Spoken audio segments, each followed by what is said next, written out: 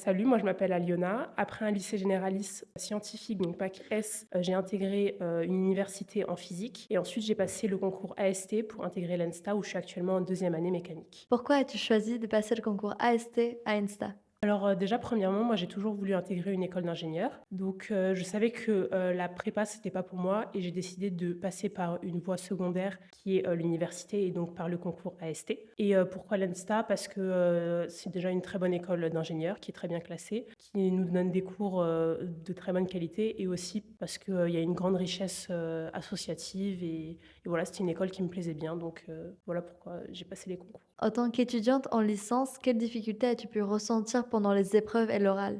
Déjà, la première difficulté que j'ai ressentie, c'est, le fait qu'on n'est pas du tout préparé à l'oral. Donc, ça, c'est un travail qui est très difficile. C'est un exercice qui demande beaucoup de préparation. Il faut être très rigoureux dans son travail et c'est pas facile. Comment as-tu vécu la phase des oraux?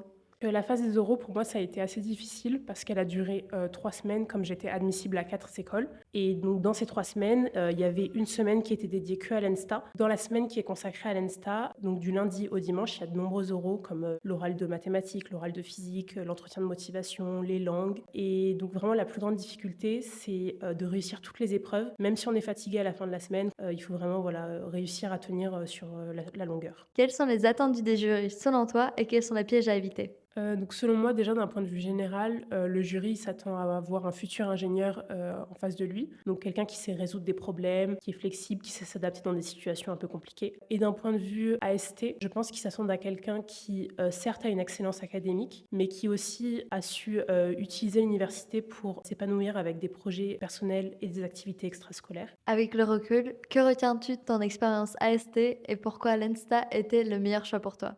Donc, mon expérience, AST, ça m'a permis, d'apprendre, beaucoup de choses et d'en sortir avec, beaucoup de savoir. Et pour répondre à la question pourquoi est-ce que l'ENSTA a été, le meilleur choix pour moi, donc déjà d'un point de vue académique, l'ENSTA propose un panel de cours qui est vraiment intéressant et très technique, donc que ça soit dans les sciences, mais aussi, dans la culture et dans l'économie. Et au niveau, associatif, l'ENSTA m'a beaucoup apporté. J'ai pu rencontrer de très belles personnes, monter des beaux projets et donc c'est pour ça que l'ENSTA, c'était vraiment le bon choix pour moi.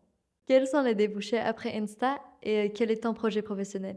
Donc au niveau de l'Insta, on peut faire un peu tout ce qu'on veut. Donc soit on peut partir en recherche en faisant un master, ou alors on peut faire, de l'entrepreneuriat et monter sa start-up, ou, faire, plutôt un job classique, d'ingénieur. Donc moi, c'est plutôt, vers quoi je tends.